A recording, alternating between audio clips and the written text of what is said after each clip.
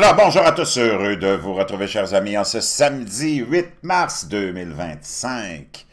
8h16, heure du Québec, heureux de vous retrouver. Merci à ceux qui sont abonnés, ceux qui ne sont pas, faites-le maintenant. Merci à ceux qui m'envoient des liens et des messages toujours intelligents et pertinents. Merci à ceux qui vont commenter la vidéo. Dites-moi de vous regarder, c'est vraiment toujours très chaleureux de le savoir. Ça fait chaud au cœur. Écrasez le petit pouce en l'air, ça c'est vraiment important, et partagez la vidéo. Chers amis, on vit des moments historiques en Occident avec, naturellement, la présidence de Donald Trump qui n'est pas appréciée à sa juste valeur.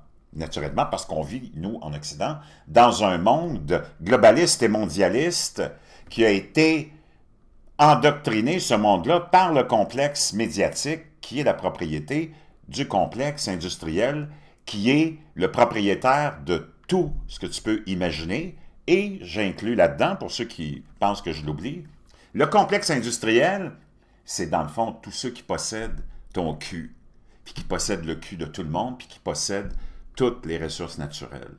Ça inclut le complexe militaro-industriel, le complexe pharmaceutique, le complexe banquier, financier, naturellement politique et médiatique. Mais il y a des choses qui les surprennent des fois, ces gens-là. Ils sont surpris par le courage de populations qui résistent à leur tyrannie. Et ça a été le cas des Américains qu'on ne respecte pas assez, qu'on ne salue pas assez. OK? Les Américains se sont éveillés, ont vécu l'enfer pendant 4 ans. N'oublie pas que Donald Trump, en 2016, a surpris tout le monde, il était désorganisé, même lui a été surpris. C'est pour ça que sa présidence a été un peu chaotique, dans le sens où il n'a pas pu accomplir tout ce qu'il voulait, puis il n'était pas équipé pour ça, puis il n'y a personne qui s'attendait à sa victoire. Lui, le premier. Mais on a vu quand même certaines choses se stabiliser, se normaliser sous la première présidence de Donald Trump. L'économie était en feu et plein d'autres choses se sont... Mais les globalistes et mondialistes étaient très puissants encore et ont réussi à perturber toute la présidence de Donald Trump avec, tu le sais, la supercherie, la fumisterie de l'ingérence russe, alors que les Américains du Deep State, les Américains des Rhino, les Republicans et Name Only et des démocrates, se sont spécialisés au fil des dernières décennies à changer de régime dans les pays où on ne voulait pas le choix de la population. Okay? Donc, c'est tellement hypocrite. Et on a roulé cette histoire-là pendant 4 ans, ce qui a perturbé, naturellement, la présidence de Donald Trump, qui était comme une recrue, avouons-le, qui n'est pas un politicien, naturellement, et ne savait pas comment réagir face à la puissance de Washington, le Deep State, toute cette espèce d'univers de démons que sont ces gens-là. Et il est arrivé naturellement des événements comme George Floyd, où on a monté en aiguille toute cette espèce de série de manifestations à travers le pays, où on a fabriqué de toutes pièces l'événement. George Floyd est mort, a été victime de sa santé et de son abus de drogue, mais on a monté en aiguille tout le narratif que tu connais de cette histoire-là par rapport aux policiers. Puis on connaît l'histoire maintenant, puis la vraie vérité de ça. Il y a eu plein d'enquêtes qui ont été faites par des gens sérieux. Je t'en ai déjà parlé. On ne revient pas là-dessus, mais tu avais des manifestations aux 2 secondes de ceux maintenant qu'on est capable d'identifier, qui ont trouvé leur groupe depuis longtemps. Les Mongols à batterie ont trouvé leur groupe, parce que tout le monde a son groupe. Les Mongols à batterie, ils ont trouvé leur groupe, et ils s'appellent les Antifa. Maintenant, la COVID est arrivée, tu le sais, dans les circonstances à la fin de la présidence de Donald Trump, et naturellement, ça a changé la donne pour la méthode de votation pour l'élection de 2020. Donald Trump a eu 78 millions de votes. Joe Biden, quelqu'un qui avait essayé 4 fois d'être président, avait toujours été battu aux primaires démocrates. Personne, même les démocrates, le prenaient au sérieux. A été choisi parce que naturellement, c'était quelqu'un qui était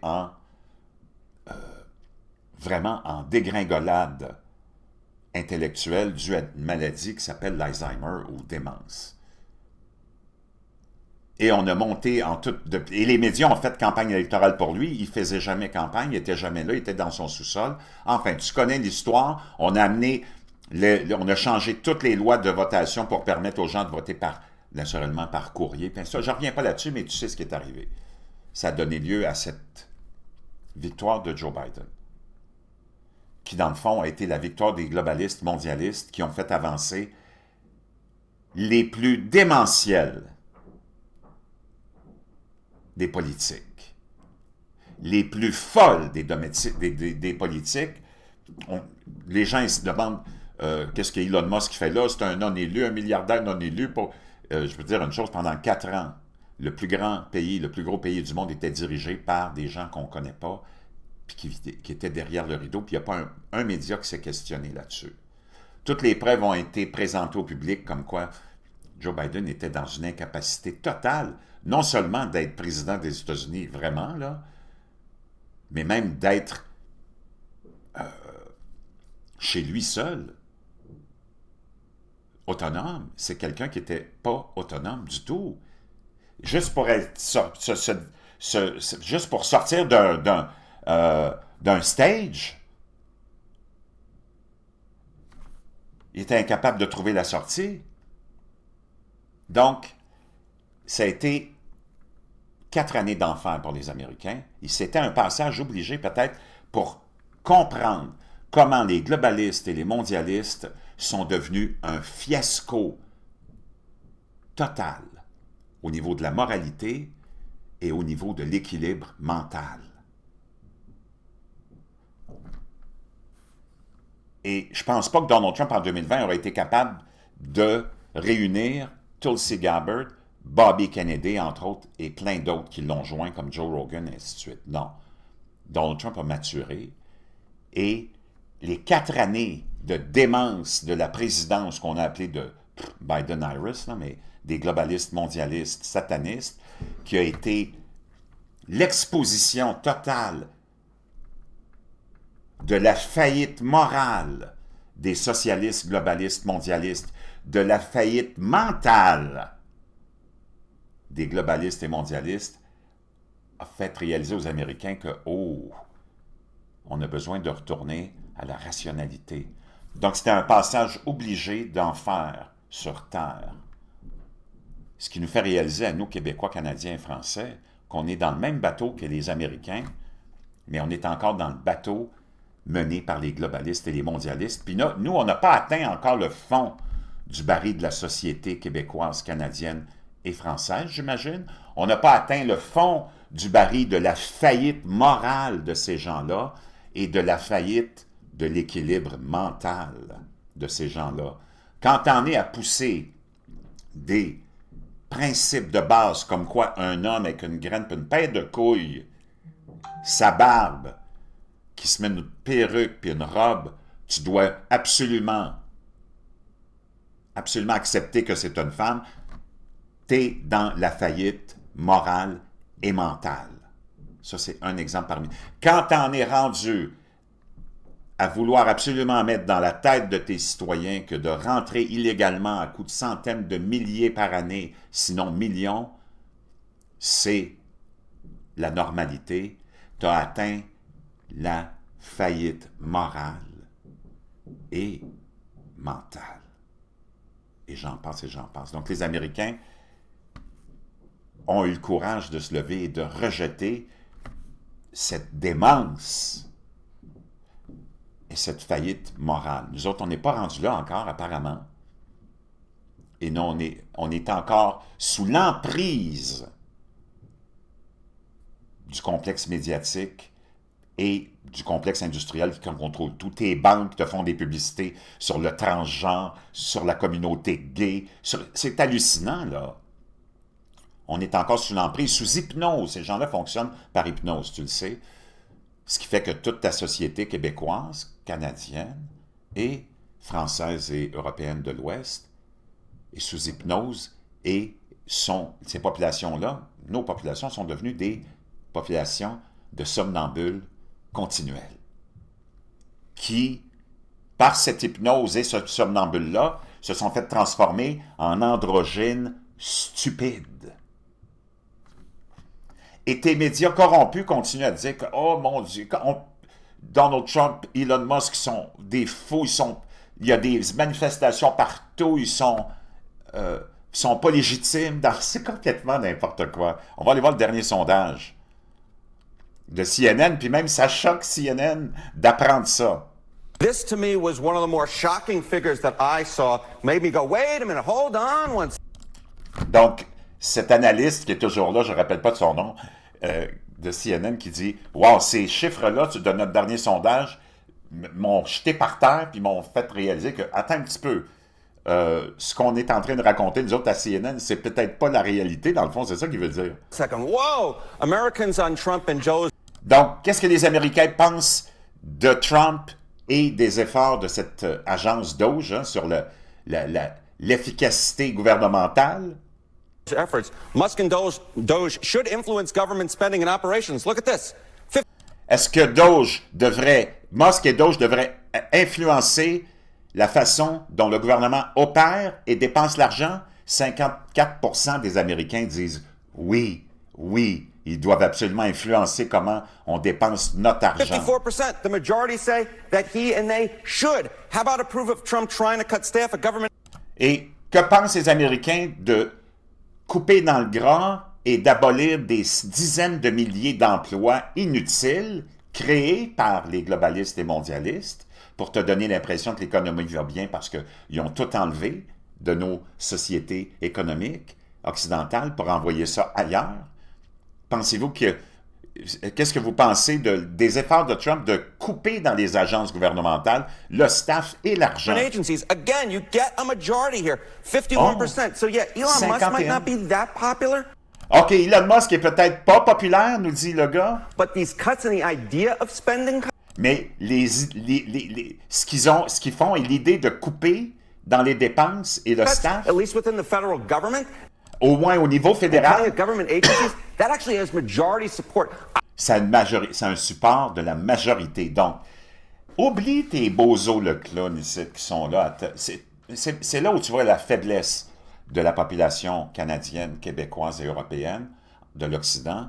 Et moi, je t'explique cette faiblesse-là par l'abandon de notre foi. Pourquoi les Américains sont si solides? Pourquoi les autres pays qu'on appelle émergents vont nous écraser? Parce qu'eux autres sont restés avec leur foi, sont restés avec des principes solides. C'est ce qui fait que là-bas, tu as des hommes forts et des femmes fortes. Et des enfants qui écoutent leurs parents. Et non pas le gouvernement. En ayant perdu notre foi, on nous a, dans le fond, dépouillés de la seule défense que tu as contre le satanisme, contre le diabolisme, contre le mal.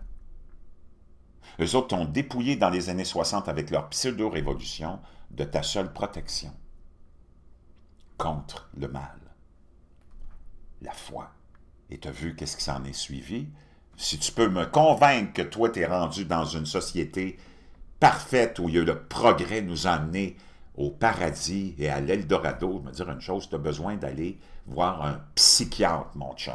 Un psychiatre. I was truly surprised by this, Kate, but the numbers are the numbers. It's true. Wow! Les chiffres sont les chiffres. Et là, ils sont en train de commencer un autre mensonge, parce que tu sais que ce complexe médiatique qui est globaliste et mondialiste, parce qu'il appartient au complexe industriel, qui a créé le globalisme et le mondialisme pour nous contrôler, pour nous convaincre que c'était une bonne chose de les laisser gérer avec leur idéologie, sont en train de commencer un nouveau narratif en essayant de faire croire aux gens qu'il y a une chicane, une querelle entre Trump, Musk et, par exemple, Marco Rubio, le secrétaire d'État. Apparemment, les médias rapportaient hier qu'il y a eu un clash entre Rubio et Elon Musk. Trump a dit la chose suivante. OK? Écoute bien ça, c'est extraordinaire. President, since you last spoke about it yesterday, some details have come out about your cabinet meeting with Elon Musk. Donc là, on entend dire, selon des sources, toujours des sources, que dans votre dernière réunion de cabinet hier, il y a eu un gros clash entre Elon Musk et Marco Rubio. Clashes potentially between Secretary Rubio and Secretary Dodd. No clash. I was there. You're just a troublemaker. Il n'y a pas eu de clash, j'étais là, toi t'es juste un faiseur de troubles. C'est juste Trump qui peut te les exposer. Il dit t'es juste un faiseur de troubles, toi. And you're not supposed to be asking that question. Et t'es même pas supposé poser cette question-là. On parle de la Coupe du monde de soccer, j'imagine, ou je sais pas quoi. Because we're talking about the World Cup. Elon gets along great with Marco, Elon et Marco s'entendent très bien. and they're both doing a fantastic job. Et les deux font un travail fantastique. There is no clash.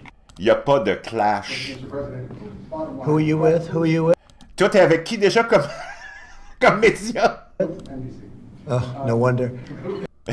Il dit, je pense qu'il dit NBC. Il dit, OK, pas de surprise. That's enough. NBC. Il dit, Has more authority, Elon Musk or your cabinet secretary? Any other questions? Sir, just on the cabinet meeting, you said Musk will play an advisory role, Doge will play... We're talking about FIFA. Thank you very much. il dit, on parle de soccer, là. Veux-tu me foutre la paix? World Cup, Mr. President, you're having... And they're both great guys. And by the way, they both get along fantastic. C'est deux bons gars, deux gars fantastiques, puis ils s'entendent très bien. Really well. Marco has done unbelievably as Secretary of State, and Elon is a very unique guy who's done a fantastic job. Elon est un gars unique et fantastique, puis Marco Rubio fait un job incroyable comme secrétaire d'État. Donc, les médias, comprends-tu? Peux-tu avoir confiance en ces gens-là? Peux-tu continuer à avoir confiance en ces gens-là? Moi, c'est ça que je veux apporter. Comme, oublie, Donald Trump, c'est pas la perfection, c'est pas quelqu'un de parfait, mais je peux te dire une chose. Il vient de déclencher probablement la plus grande contre-révolution de toute l'histoire moderne. Et c'est pour ça que je lève mon chapeau. Je pense pas que tu aurais pu voir en 2020. C'était un passage obligé. C'était vraiment un Hey passage guys, Grant Cardone obligé here. For the last 10 years, de se retrouver avec la présidence. Ben, présidence, c'est comme c'est tellement du n'importe quoi, la présidence de... Speech 25%, somewhat positive.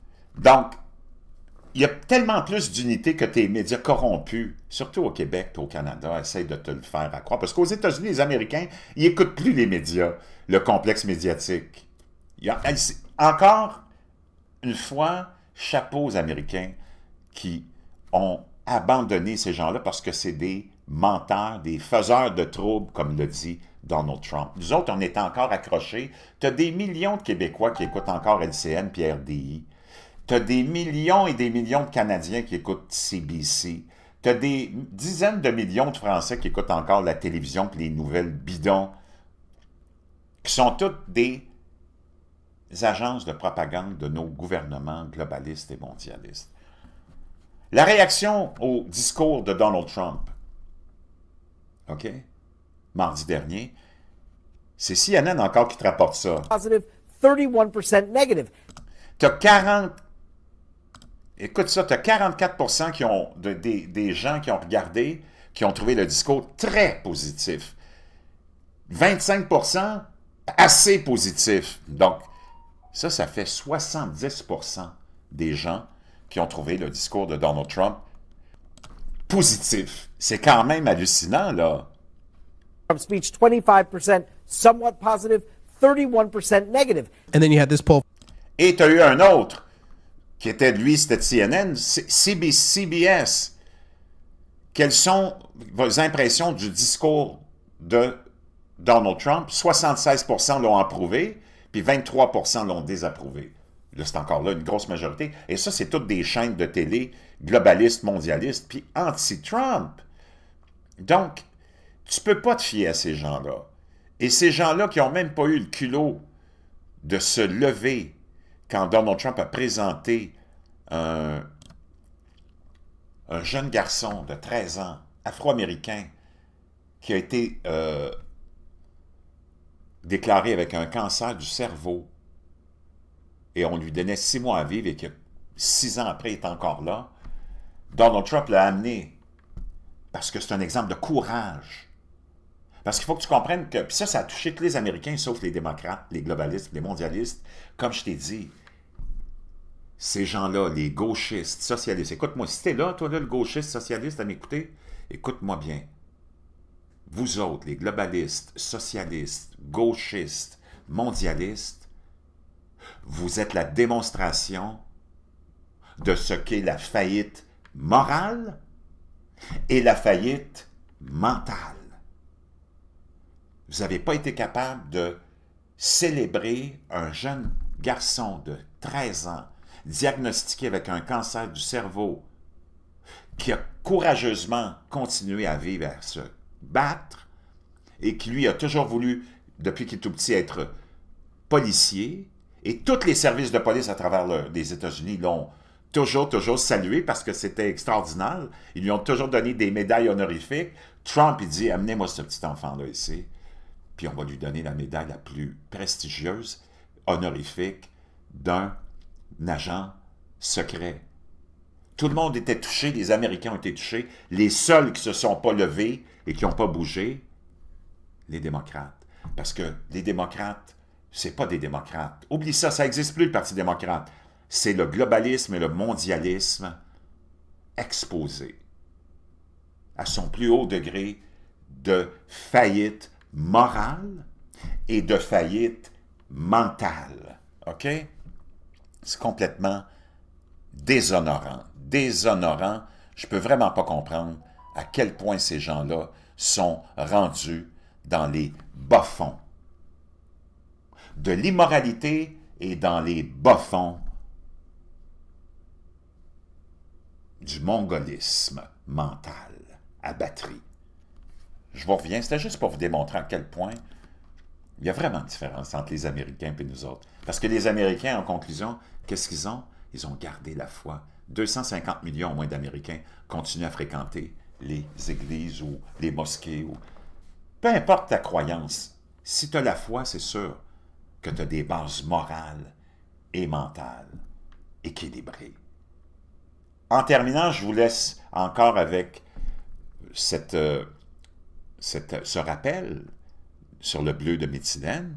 Beaucoup de mes abonnés l'ont acheté, ils me disent, ils ont commencé, ils sont tous excités parce que c'est des produits qui sont naturellement pas mis de l'avant parce que c'est des produits avec lesquels les compagnies pharmaceutiques, le complexe pharmaceutique, ne peut pas faire d'argent. Il ne peut pas faire d'argent parce que c'est pas une recette brevetée. C'est accessible à tout le monde. Et c'est le plus vieux médicament apparemment synthétique. Et ça a été remis de l'avant par Bobby Kennedy, hein, qui est rendu le secrétaire d'État à la santé. On va aller voir cette fameuse vidéo virale.